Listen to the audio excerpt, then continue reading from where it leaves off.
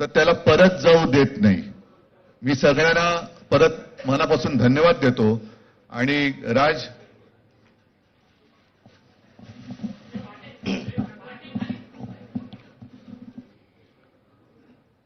आपणा सर्वांचं मी मनपूर्वक स्वागत करतो.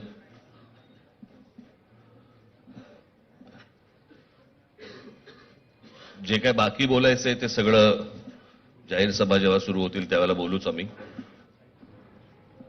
परंतु माझी एक मुलाखत झाली होती आणि मी मुद्दामून आठवण करून देतो त्या गोष्टींची. आणि त्या मुलाखतीमध्ये मी असं म्हटलं होतं की कुठल्याही वादापेक्षा आणि भांडणापेक्षा महाराष्ट्र मोठा आहे. आणि मला असं वाटतं तिथून त्या आज आम्ही एकत्र येण्याची सुरुवात त्या वाक्यापासून झाली.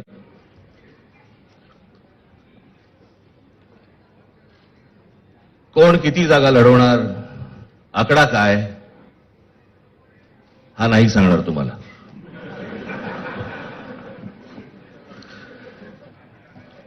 महाराष्ट्रामध्ये सध्या लहान मुलं पळवण्याची खूप टोळ्या फिरतायत. त्याच्यामध्ये 2 टोळ्या अजून जास्ती ऍड झालेल्या आहेत. ते राजकीय पक्षांमधली मुलं पळवतात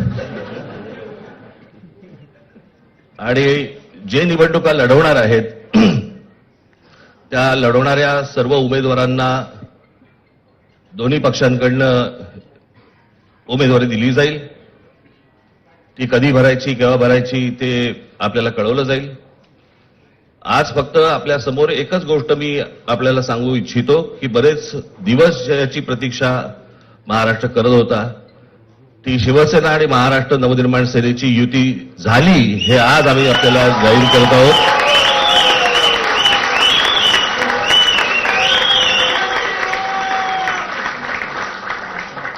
धन्यवाद.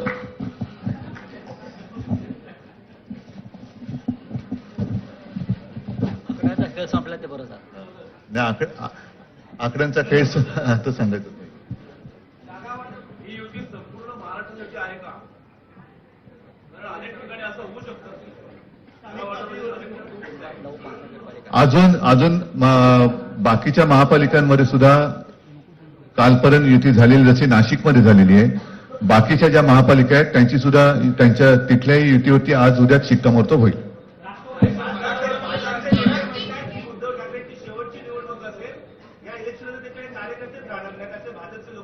लोक कोण? रावसाहेब दानवे ते स्वतः हरले भोकर स्वतःचा पराभव. त्यांच्यावरती प्रतिक्रिया देण्याच्या तरी पातळीचे राहिलेत का ते? त्याने त्यांच्या पक्षात सुद्धा कोण विचारत नाही. मला असं वाटतं की उत्तरं देवांना द्यावीत, दानवांना नाहीत.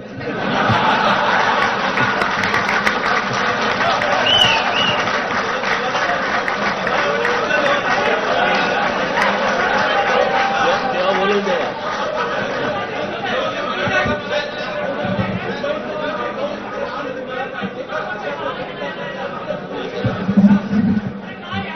मुंबईचा महापौर मराठीच होणार आणि तो आमचाच होणार.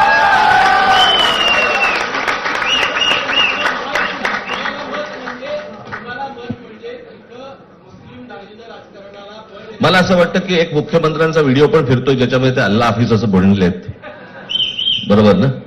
तर या गोष्टी त्यांनी सांगू नयेत. माझ्याकडे खूप व्हिडिओज आहेत.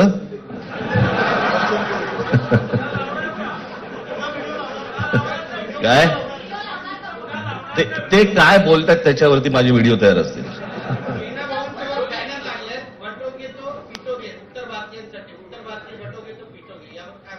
काय म्हणायचंय, काय म्हणायचं त्याच्यावर? सगळ्यावर कसं बोलायचं रे?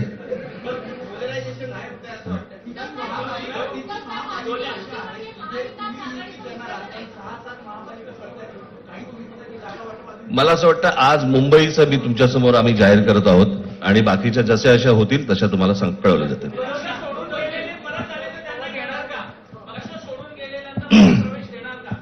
मग कोण गेलेत?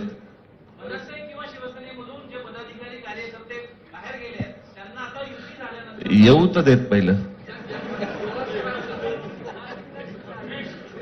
हे जरतर वरतीच खूप असतं सगळं.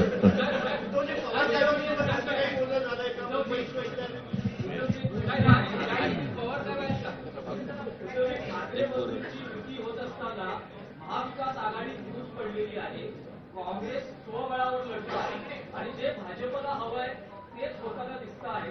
कारण परप्रांतीय आणि मुस्लिम मतं कदाचित भाजपला काय हवंय ते भाजपने पाहावं, मराठी माणसाला काय पाहिजे ते आम्ही पाहतो.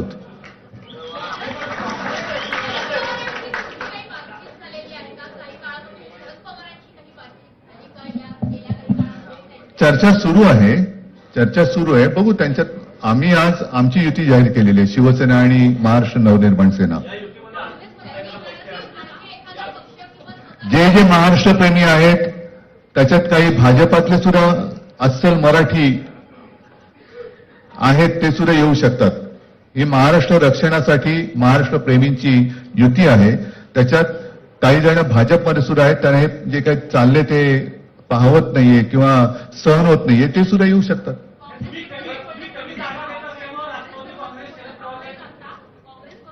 काँग्रेसने जर जाहीर केलं ना, हो मग आता म्हणजे आणखीन काय बोलायचं, तोडलं का.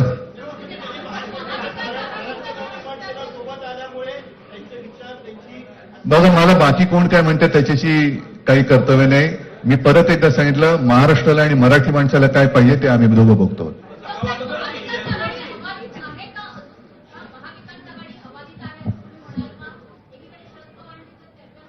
सगळे पक्ष बाहेर पडून आघाडी अबाधित आहे.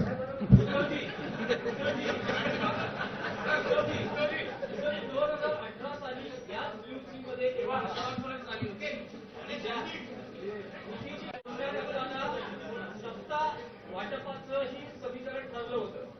आज ठाकरे बंधूंची युती जाहीर होत असताना जर महापालिकेत सत्ता आली तर सत्ता वाटपाचा काही प्रश्न आहे का? त्यावेळेला आम्ही हा निर्णय जाहीर केला होता आणि नंतर काय झालं तुम्हाला माहिती आहे. म्हणून आज आम्ही तो निर्णय जाहीर करत नाही आहोत.